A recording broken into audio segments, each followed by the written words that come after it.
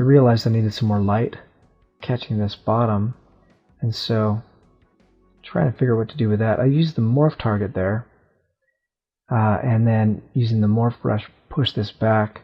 I wasn't happy with any of the result there, so I basically have gone through and scrubbed back through my undo history, made a new selection, and I'm going to pull this out again. And then once I've pulled this shape out, I'm going to go back in and kind of smooth that top edge to it. And now I can catch some light and possibly have a little, I guess, way to step on when entering the vehicle.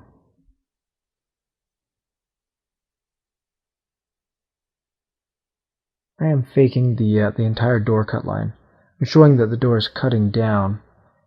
Technically, I could probably make sure that that cut line rolls into this this bottom piece.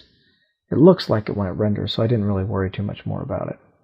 Now what I'm doing right here, I'm using the panel loops to duplicate and append off each of those groups.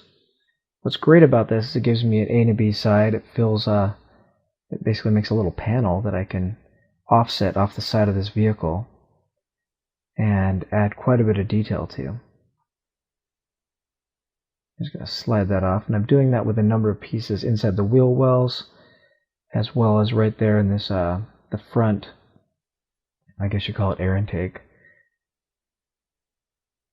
and the little side lights I've done it with, and a few areas in the back. What I'm going to need to do is also do it to the headlamps and the tail lamps.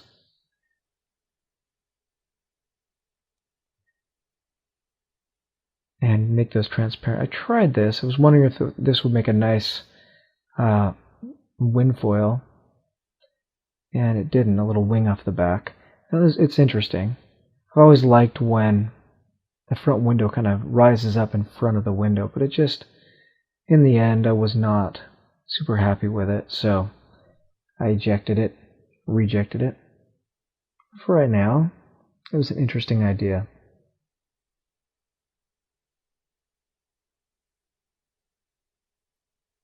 So I've duplicated this panel, and I hid the outside part, and now I'm sucking the inside in so that I can place lamps inside there. And now I've placed the outside transparent lamps over the top. Now ZBrush does not allow me to view transparency until it renders. At render time it does. And so I have to occasionally click on the BPR render to check my transparency. A little bit transparent there.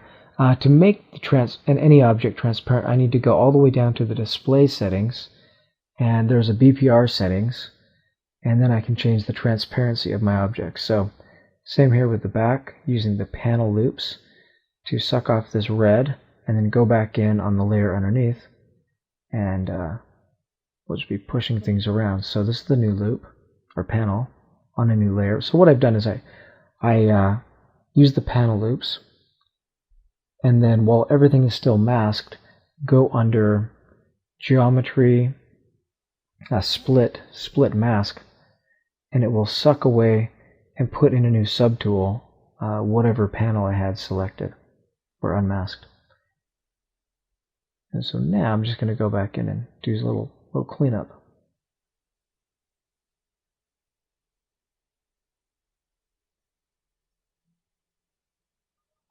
I was still hoping that top piece would look good, and it's just kind of frustrating.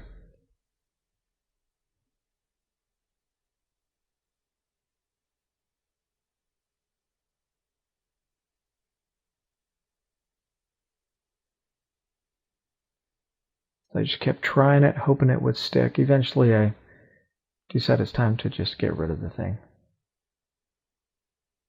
Like I tried changing materials to see if that would help. And occasionally I realized I needed to break up the surfaces to make sure I had the right. I wanted to have this top piece be a darker color. It's a panel, so it looks like it's beveled into the surface a little bit. And so I've got this kind of black top, with a silver body and a little bit of silver trim going around the window.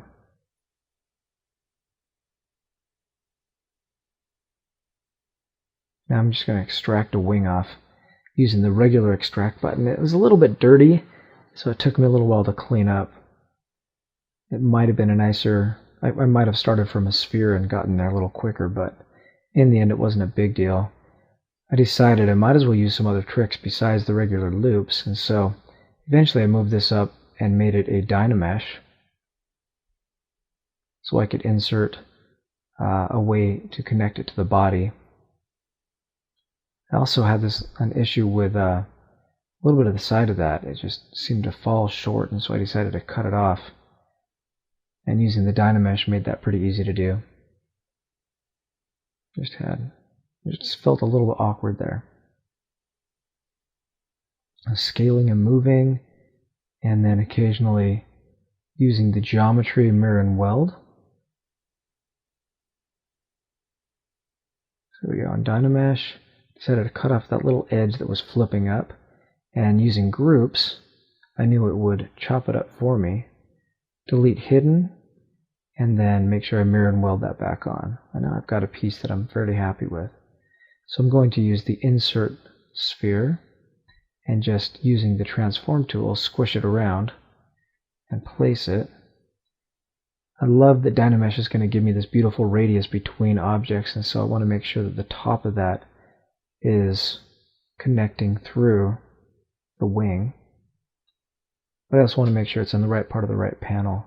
So just kind of moving things around while the wing is still masked. There we go. So now it's just kind of blending the tangent onto the wing. And I thought maybe I could come back in here and just kind of chop it up a little bit with the with that tool. Control Shift and get the clipping brush. Okay, so now that's all ready, it's just a matter of a little bit of polish and then mirror and weld, and my wing's done.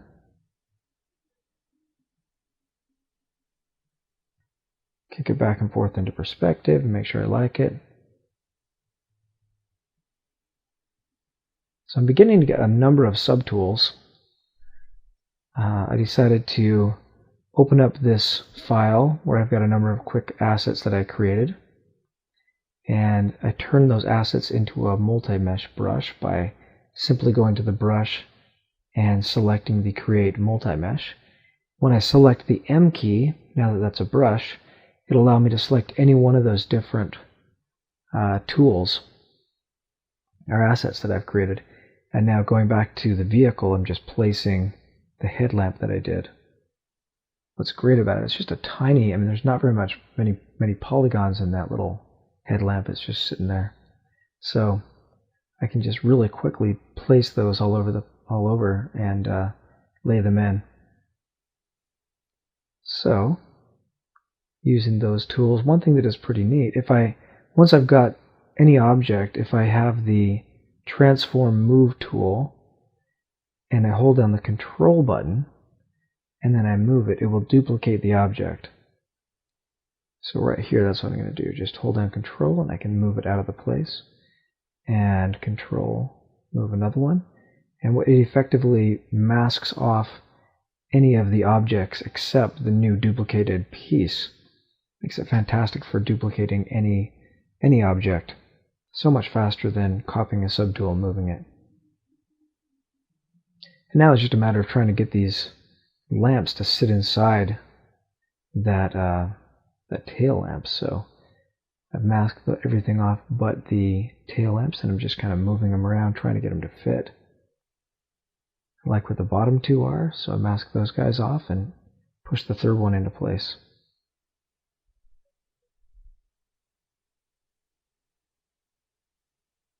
And it might be a little bit dangerous, but I don't think I'd even save the file to this point.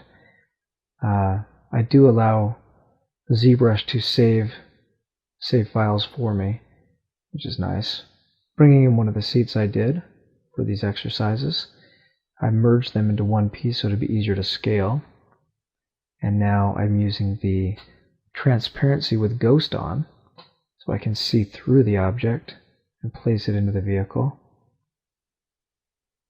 And just kind of scaling and moving, trying to find the right place. I realize it's a little bit skinny. Didn't feel skinny before when I was creating it, but I wasn't using any real geometry as an underlay or humans. So now that I've got this whole piece ready, I've duplicated the seats, I've got wings, I've got headlamps. I'm realizing I'm missing a couple things. I could use a little antenna, so slide that into place. Eventually I'll need to make mirrors, and we'll be almost done.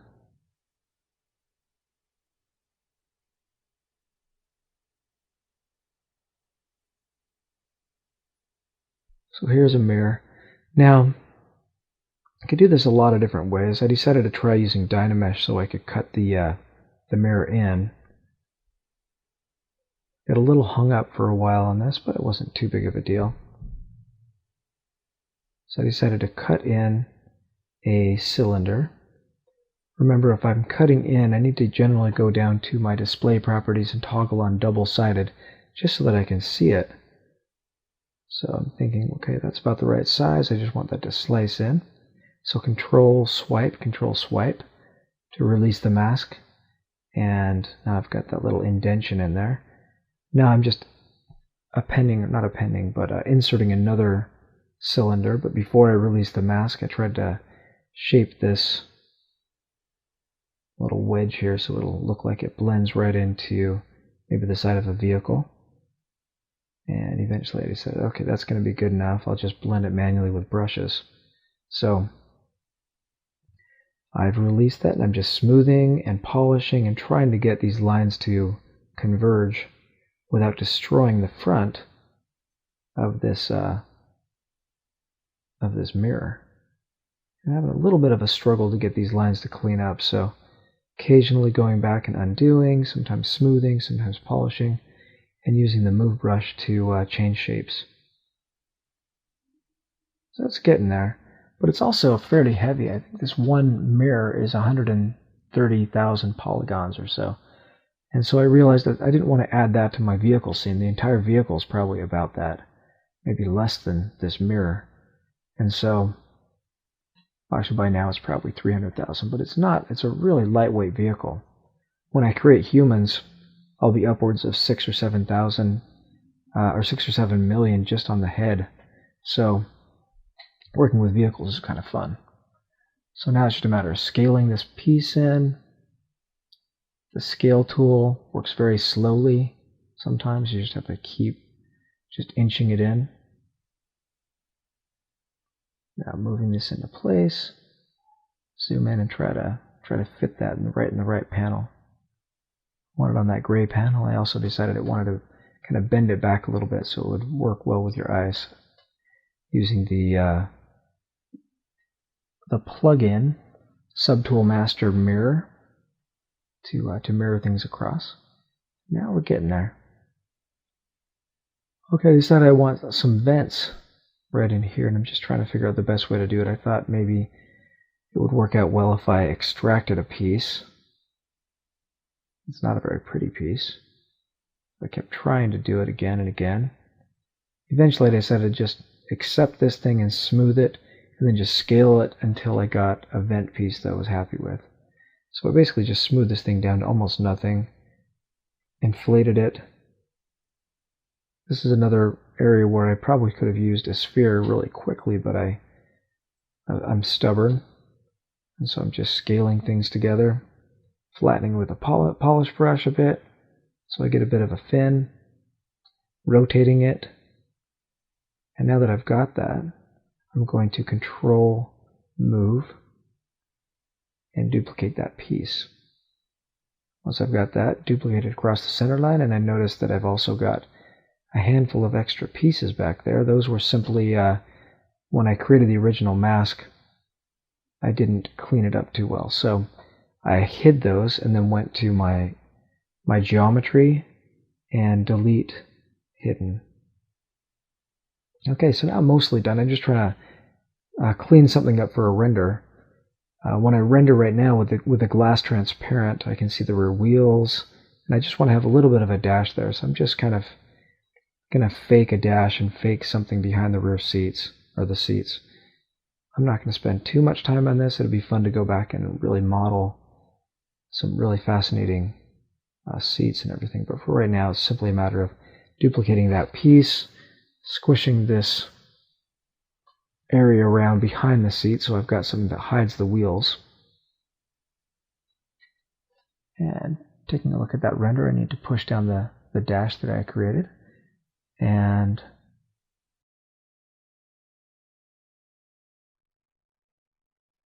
alright, to clean this up for final render, I made a few adjustments. I've kind of strengthened some of these lines and added a bit of a bone line through the side wall. And now I just want to kind of clean up some other things. One of the main features of the vehicle is this big side scoop, and I thought I should mirror that or have that in other locations around the car just to strengthen that theme. And so making a selection here, and thought I would use a new poly group. Now because I've already got loops all over the place on this car, I want to just use the edge loop and just push it in a little bit, click the edge loop, push it in a bit, and then when I go and use the polish, these lines will clean up. So if I go down to, there we go. Yeah, if I come, and I also make just a selection with just that area so that it can't really soften the rest of the vehicle. And then just come in and polish by groups and try to clean that edge up. Keep smoothing it and polishing it, just to see if there's a way to tighten that up and get rid of some of that strange highlight.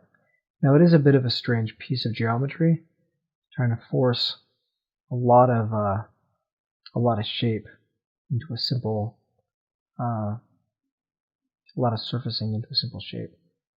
So it's a bit difficult, but I can clean it up a bit with a polish brush as well as with my smooth. One thing that is important to note, if I smooth with my shift key down and then I let go with the shift key, it will be polishing. So I'm using a very simple way to mask this off, and then push down with the move brush, and I'm just smoothing it back out a little bit, so I get a bit of one more scoop. I like features in sets of 3. So I've got the side, the back, and the hood. And now I thought I'd just kind of play around with some of these lines and see if I couldn't strengthen some of the features. Okay, I'm happy with what I've got. I want to go into the interior of the vehicle and set this up for render. To do that, I want to create a new roof line here. Now to do this, what I thought I would do is, rather than use a panel, I'd use the extract. And the extract works better pushing off the normal direction, and so I've gone through, selected just the groups that I care about, and I went actually through and I toggled the normal direction, and now I'm extracting that piece of geometry. Now it's giving me a couple little funny bumps, but nothing that I can't very easily smooth out. So the nice thing about the extract is it's giving me group loops, or groups, poly groups, both the top, bottom, and side. But then I can easily come in and thicken, smooth off, and polish. And it will be right up against the tip of the surface, because I did not put any smoothing on this at all, just simply extruded it. I'm just kind of softening this as if it was some kind of a nice padding. Get rid of that top piece right there, because I don't want it to interfere or reflect against the actual surface. There we go. And now I've got this nice thin padding that I've played around with a little bit.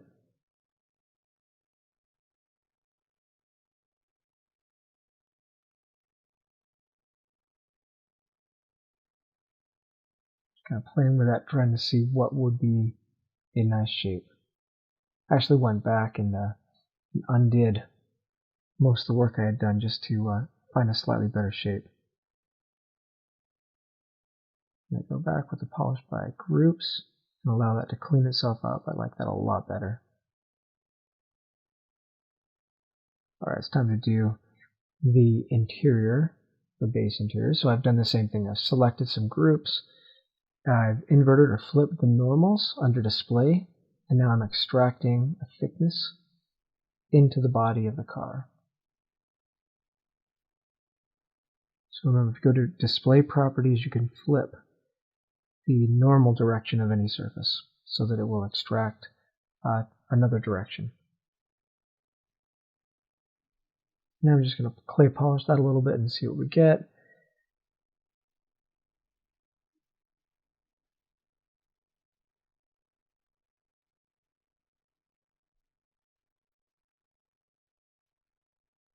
And just trying to move these things around a little bit. I thought I'd just kind of push these into the vehicle just a little bit, smooth them out, and then turn this into a Dynamesh.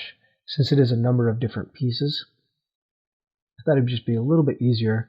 If I Dynamesh that, I can very easily put fillets around each of those intersections. And now I can also very easily, because it's still a Dynamesh, I can easily add a lot of shape, control, swipe into the backdrop so I can get all the new polygons I need.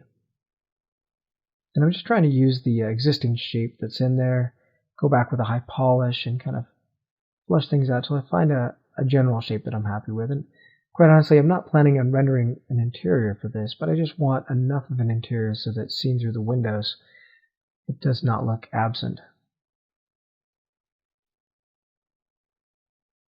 I'm just going to push that in a little bit so it definitely does not interfere with the sidewalls, the exterior. And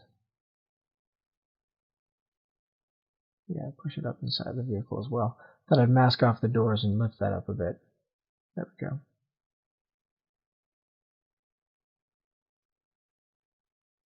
Remember, if I click on Solo in the bottom right hand of the screen, it makes it very easy to see the entire vehicle, toggle it on and off, render it occasionally just to get a sense of what this might look like. And it's getting there.